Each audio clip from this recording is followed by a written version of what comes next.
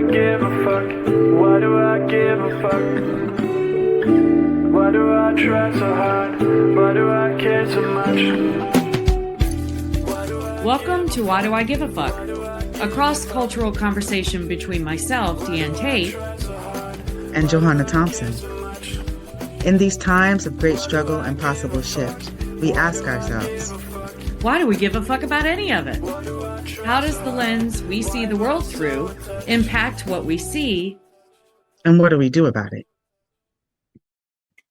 Hello. Well, the last episode we were talking about mutual aid and how to step into this new space where we reimagine and build new systems that don't rely on the government, the current government as it stands, and maybe even government in general. Like how I've been reading a lot and thinking a lot about how disconnected our society in the U.S. is. And this could be a global issue too, but as we're both on U.S. soil, coming at it from this lens and this community particularly, we don't know how to be connected with each other. And I remember when I first started learning about mutual aid, the difference between mutual aid and charity. I was raised to believe that charity was something you did and it was something that was important, but I had no clue about the difference between charity and mutual aid. And I'm still learning and still struggling with that. And not struggling. When I find myself in mutual aid communities, when people offer me, like, do you want to eat? Do you want a meal? I always refuse because I think I don't need to take from this well that is. Oh, that's interesting. Really for the people that need it. I don't need it. I can go but what I'm learning is that, or what I'm trying to unpack in my own brain is that I am worthy it's not the right word, but a part of the community. Yeah. Of need. Like and it's as simple as that. You can eat and I can eat. Be a part of the experience. Right. And there's in my segmented brain, in the silos that I have in my brain, I'm trying to unpack that and realize, and I know that that's a barrier for me, that's a barrier to how I come into community, come into mutual aid situations and that kind of thing. Anyway, I got off on a tangent. Well, this is an important tangent that I'm appreciating you getting off on, because I think that people need to understand, because I'm also hearing folks that might be like, if you don't need it, then why take it? The part of mutual aid is if the food is being offered, you are accepting the food, and then you're also pouring food into the space in some way, resource. So it's a part of your sowing the seed into the soil and the resource of offerings that come out of that. And that's the difference with mutual aid. It's not so much I have, and so I'm going to help you. It's like we are a part of this community together. And how are we building together? How are we filling in? If I'm receiving something out of it, I'm pouring something back into it. And so people need to understand that component of mutual aid. And it's not like I have, so I don't need to. It's we're here together and we all are creating this like collective resource together. And in the early days, I told myself that I was refusing to join in because I didn't want to take from a well that was so needed for others when I came from, affluence and could afford to do what I needed to do to support myself. And that's what I used to tell myself. But now I'm learning I believe that it's part of the whiteness that I was indoctrinated into, that creates a separateness for me. Yes. So if I walk into a mutual aid space and I'm not willing to sit down and eat of the same food that other people are eating, is that because I'm telling myself that it's because I don't need, so therefore I shouldn't take from others?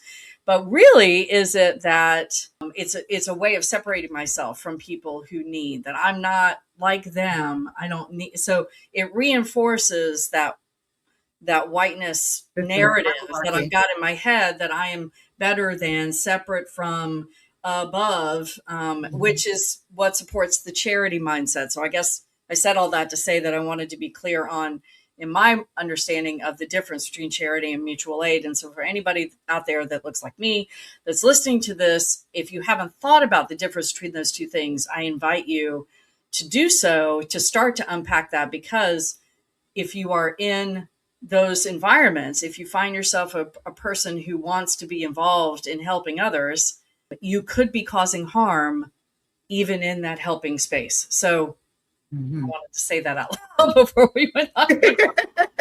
But we're getting into what mutual aid is and taking care of each other and not creating harm. And it's always like the intention that people go into is with good, big hearts. But we're just also checking in on what the impact is for the intention of how you go into the space. And that's the beautiful thing about mutual aid being a wonderful tool for how we can come together in community and meet our needs and resources on a very ground level, or like a rooted level outside of the traditional structures that exist that do cause a separation, because we exist in a system of white supremacy and hierarchy and power and position. Yeah. And I want to say out loud that I do believe that the government has a right, a duty, and a responsibility to take care of its citizens. That's the purposeful. That's why we create governments. Right. But I want to say it out loud because I feel like in these days of lots of dialogue around the importance of mutual aid, I hear people saying, in regular intervals, that we shouldn't be doing mutual aid because the government's supposed to be doing it. And so therefore we need to demand that the government do it because they're the ones that are supposed to. And I want to invite people to start to examine that. I'm not saying the government shouldn't be responsible for taking care of its citizens. They should. And as long as they're not, and as long as we have a government system that is so harmful, that is so bent with Project 2025 and all the things that we've been talking about in the last couple of episodes, is so bent on hurting people, especially people in Black and brown bodies, then we need to, it's a both and. We need to build the mutual aid, but we still need to demand that our government take care of its citizens, which it's supposed to do. So it's both and, it's not either or. And yeah, I just want to say that out loud. Thank you for that. And I would offer another thing about what's happening with our government functioning and structures is that it's so far removed from a pulse on what is actually need from the larger majority of the country. And we're not, that is not a color or race or ethnicity thing. That is a resource thing in reality. That is like a food, that is a gas, transportation, that is a, right now the government services the haves way more than they service the have-nots. Absolutely. In fact, I would say completely service the haves and no servicing to the have-nots, consideration, except for the little trickles to make themselves, look, absolutely. We do this. And the haves are corporations, you know what I mean? So like, that's the other part. It's just like our government, there's no humanity in it. Yeah, our government is so separated from its citizenship and so much more supportive of its corporationship than our needs are not being met. And that's why we're having all of these major public health concerns. And I really wanted to talk about how we're defining what public health looks like in this moment in the context of the divisiveness that exists under these supremacist hierarchical structures that don't allow us to meet the needs of the larger demographic of the community. And so now we have legislation that is saying, because there is a demographic of the community that is growing so large, we want to get rid of them through ICE raids or public health issues where a number of people are dying off because there's infection and they can't get access to the healthcare that they need, or that there's people being killed by law enforcement, state agencies, ICE, police, or anything like that. And that is not being addressed in the way that the folks that are being harmed and impacted the most needed to be addressed. And one of those things that we can talk about is like the Nolan Wells situation that we know is going on currently as we are having this conversation. Yeah. Oh, it's such a horrible situation. Unfortunately, it's not unusual. Mm-hmm. And let's describe the situation for the listeners that are outside of the country that might not be aware of what we're talking about. So Nolan Wells was a young black man who went on an excursion with, he was the only black person in the group. Everybody else was white, mostly white young men. And they were in Mississippi. They went off to what I would call a barrier island. I don't know if that's exactly what the terminology of it was, but it's an island. It doesn't have any inhabitants on it. So there's no infrastructure. There's no buildings. There's no roads. And it was over the 4th of July weekend. So a lot of people that live near the water, I used to live in Charleston, I used to live in Florida. So people that live near the water have there are a lot of water excursions on holidays like that. And they went off in a boat to this island, and Nolan is dead as a result of that night. And there's a lot of, they didn't find his body until I think a couple of days after July 4th. His white friends, the white male friends, had his phone with them. There were text messages that were deleted. There were the white friends. They have deleted all of their social media accounts. They have lawyered up. One of the white friends' mother is a judge. So the narrative has already been circulating that he was doing drugs, or that he was doing this, or he was doing that. And what I just heard last night, which I thought was interesting, was that there's now evidence, I guess maybe through videos that they've gotten off of other people's phones, that Nolan actually did leave that island. So the early narrative was that he never left the island, that he went off, he was chasing some girl, that he left his cell phone with his friends and told the friends to leave him. And so the friends took his cell phone and left him on this uninhabited island, of which 2 to 3 days later they find his body and he's gone. And the statement is that he drowned. I know that Colin Kaepernick, who is an ex-football player in the U.S., has paid for his independent autopsy because the family does not trust the state of Mississippi to do an autopsy that will show the actual true cause of death and not just push the narrative that the state of Mississippi would like to push. I know that Tyler Perry, I think, is paying for his funeral arrangements, who is a filmmaker here in the U.S., black filmmaker in the U.S. And so the story is unfolding, and the pressure that the community and the family and attorney Ben Crump, who has made a name for himself in supporting and representing families, black families of people who have been killed either extrajudicially by the police or in other circumstances, is representing the family. And the pressure is on to try to make sure that the real story of what happened to Nolan comes to light, because I'm sorry, his friends killed him. They killed him, or they had a hand in his death in some way, shape, or form. And they're covering it up, just like always happens with whiteness. That's what I want to talk about. And that's like why this is like so important to have a conversation, because Nolan Wells is not the first black body that has been found dead after going and hanging out with white people.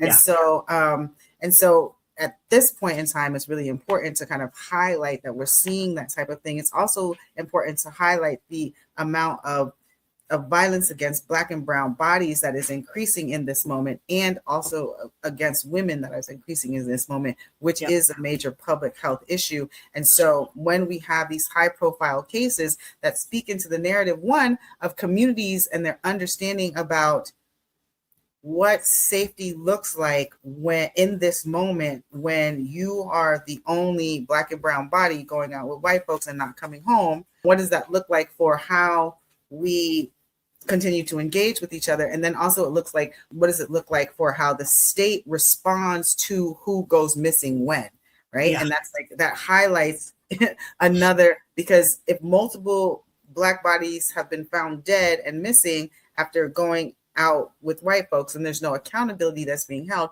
now we're looking really back into like Jim Crow era, when black bodies were going hung, were found in rivers, eaten half by crocodiles, and all of these type of things, and there's no accountability to that behavior and harm, and policies are supporting that type of behavior and harm, then that becomes a major public health issue. When ICE has just kind of the free flow to just go and raid communities, and then there's a number of people that go missing with no accountability. When does our mutual aid kick in, and or our government kick in to then begin to really address this type of violence and harm to community members in our local geography? geographies. And I would say in this Nolan case, you know, to me, the mutual aid that's kind of coming forward for me as I'm thinking about it is the Colin Kaepernick's paying for independent autopsies and Tyler Perry paying for, you know, that to me sounds, that's mutual aid. That's people with means, you know, coming into a situation and saying, we're going to put our resources into the situation so that the family gets the justice that they deserve. And I think it's a beautiful thing. It's infuriating that in 2026 we still have to do this. And the fact that it's Mississippi just makes it even more. I mean, it's the South again. The South again. Yeah. We have to be real about like what our Southern culture looks like and the impact of our Southern culture on the rest of the United States, and like what it is that we're experiencing. And then like we are already having this walk on eggshell divisiveness that exists in the United States with our social relationships. And so now you have these high profile cases where we're back to watch out for white folks. Yeah. You know what I mean? That conversation has never ended. Let me roll that back. But now it's like an open conversation where we're seeing this type of thing, or watch out for men, because we're seeing so many more women coming out with violence cases, and the state and the government not stopping in to create the protections that we're needed to create safety. And that is a major concern as we are thinking about 250-year anniversary of the United States, and how we really are, I think you said 10 steps back. We're 100 steps back from where we had created environments where more people had access to safety, where we had larger and greater resources for what we know are public health issues, but at least being able to identify those things as public health issues and then try to policy resources to support those public health issues to reduce them. Yeah.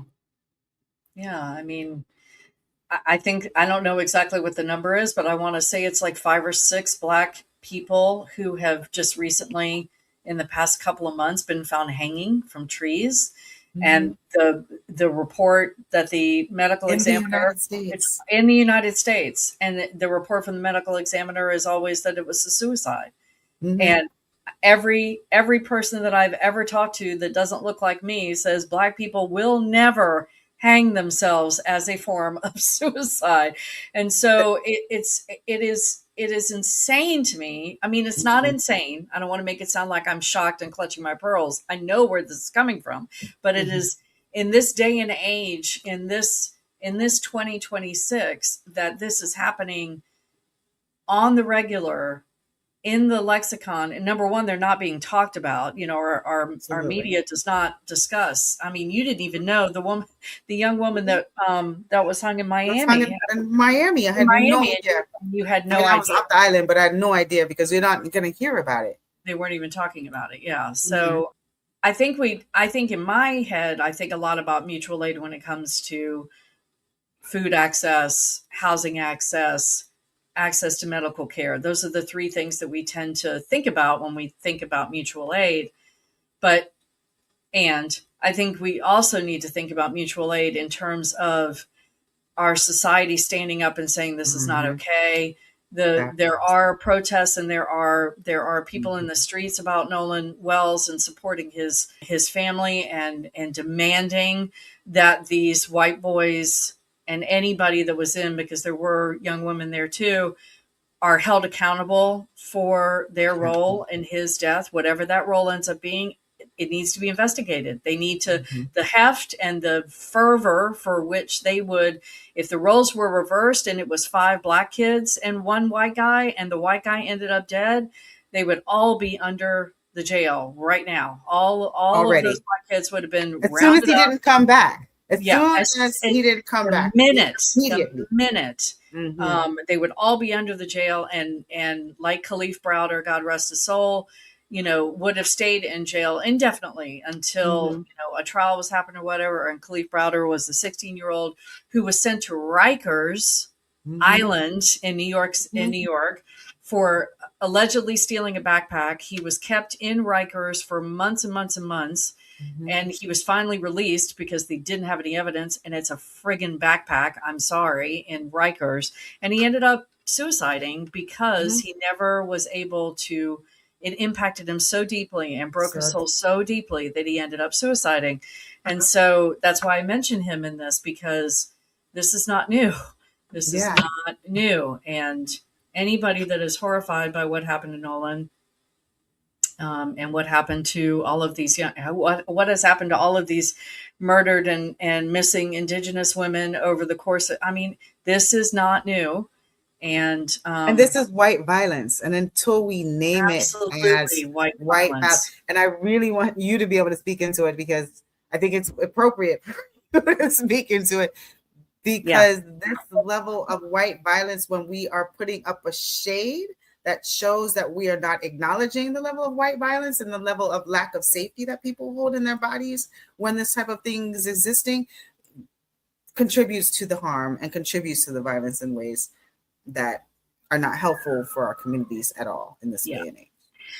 Well, and to the point of a conversation that you and I had not long ago, I want to speak into, because you just brought up white violence, I want to speak into the fact that violence is not just physical violence, especially when it's white violence. White violence is violence in general, it doesn't have to have a racial component to it. Violence in general is not just physical. Violence can be, we talk about bullying being violence. Bullying is often verbal, right? Violence can be, it can take a lot of different forms. And I think our society, especially in the US, needs to start to examine why we only attribute violence to being physical. And in my experience, it's usually only people that look like me who identify violence as only being physical, only being through gun violence or fisticuffs or being beaten up or that kind of stuff. That's violence. But white violence is through whispers. White violence is through, Emmett Till was destroyed because a white woman thought he looked at her.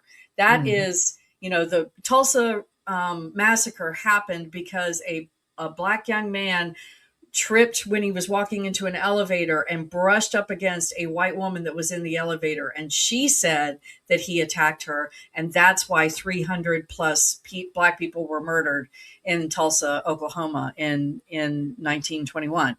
So these are just two examples of white violence being based on, hey, I heard, this happened to me. And then there's another component of it, especially if we're talking about things like Tulsa, when it's a Black Wall Street and there's an affluence of black affluence is happening, and there was jealousy. White violence is jealousy. White violence is jealousy. Absolutely. It's jealousy. It's whispers. It's looks. When it's clutching of purses when a black person walks onto an elevator, that's white violence. It's crossing the street when a black person is walking on the same side of your street because you're afraid. That's white violence. So white people, we got to get better. Criminalizing people with your language. Criminalizing people. Someone's lazy, or someone's an animal, or someone's unhinged, and all of that. Yes. That is a language. I challenge all white people that are listening to this, if you're reading anything about Nolan Wells' death, challenge yourself to read the language. Look at the headlines. What kind of pictures do they use of Nolan? What kind of pictures do they use of the white suspects that I think had a hand in Nolan's death? What are the words that they're using? Because all of that is white violence. And whether or not it's a black journalist who's saying it or not, usually the publications are run by white people, and they're run by whiteness, and they're governed by whiteness. And so all of that is white violence. And it gets black and brown people and indigenous people killed every single day. And it is absolutely embedded in racial disparity from the rip. There's nothing. And so the fact that the narrative that whiteness purports that black people are so violent when we're the ones that are creating scenarios, either doing the violence or creating scenarios where the violence occurs because of our word. You just got to sit with that. If that upsets you, I invite you to now say it again for those in the back that didn't hear it, that the violence occurs just on someone's word. Oh, just on our word, on our look. Mm-hmm. Our look. White women tears. One of the most violent things out there is our use, our weaponization of our tears. Yeah. Our tears have gotten more Black people, Black and brown and indigenous people killed. Mm-hmm. And the knowing of that, like the subconscious knowledge that that is true for everyone. I mean, not even if you are born in a white body, the impact of the knowledge of that and the way that you walk around, because that has been a context with which you've had to exist your entire life. It going back to what we were saying at the beginning of this conversation, is it goes back to the need for mutual aid and care and consideration of each other in community when our state, when our government is not protecting us to help to create those type of environments where we have to hold each other accountable in a way that's more humane than we do on our own. That's when the mutual aid comes in, where we can share food together and recognize each other's humanity, where we can pour into situations and not separate ourselves in the way that you were talking about, so that we don't have an understanding of our interconnectedness and our need to be in support of each other so that we can all have a better existence. Yeah. And it may look like we have to show up, that we have to stand in a space and say, Nolan Wells was likely murdered and justice needs to be done. And how can we speak into that? That's also mutual aid. That's mutual aid. And, because I will always be safer, if I'm at a rally or we've talked about this before when I went to that rally in Charleston and the young white kids were raising hell and throwing bottles at the cops and doing all these things. And I looked at him and I said, you need to stop. I said, if the Black and brown people that are leading this rally are not doing that, then you need to stop. And they were like, well, but they're cops and ACAB. And I said, okay, I believe in that too. But you throw in that bottle, if they start coming at this crowd, you are not going to be injured. You are not going to be hurt. They are not going to They're not going to say that it was you who was doing it. Doesn't look like you. And they're not going to say it was you who was doing it. No, they're not. That's the other part of that. They were all bowed up and like, we're here and we love Black people and Black Lives Matter. Was back during George Floyd times. And so there was a lot of energy behind their behavior and they just wanted to be a part of the fray, but they had no understanding of the danger they were putting anybody around them that didn't look like them in, just so they could get their rocks off and feel good about throwing bottles at cops. And, so that's mutual aid. I feel like I'm preaching during this one. I get so fired up about this stuff. No, as we should be fired up about it, because we have to recognize that it exists. When we don't acknowledge and name that it exists, then it's really hard to hold accountability for it and try to make amends and try to shift the way that we are existing. And so just naming it, having conversations about it, the way that we do in our podcast, and then identifying what the mutual aid ways that we can model and identify the gaps in the resources, and then call in our government to actually do what it's supposed to do, which is protect all of its citizens and all of the people that are trying to be called citizens. So when I see your face, that's what we want to make sure happens. Somebody's calling you. Love and care for each other more than we can. Rest in power, Nolan Wells. Yes, thank you so much. Why do I give a fuck? Thanks for joining us. Until next time, as you move throughout your day, continue to ask yourself, Why do I give a Why Do I Give a Fuck is produced in collaboration with Johanna and Diane. Music by Norwegian musician Water. See you next time.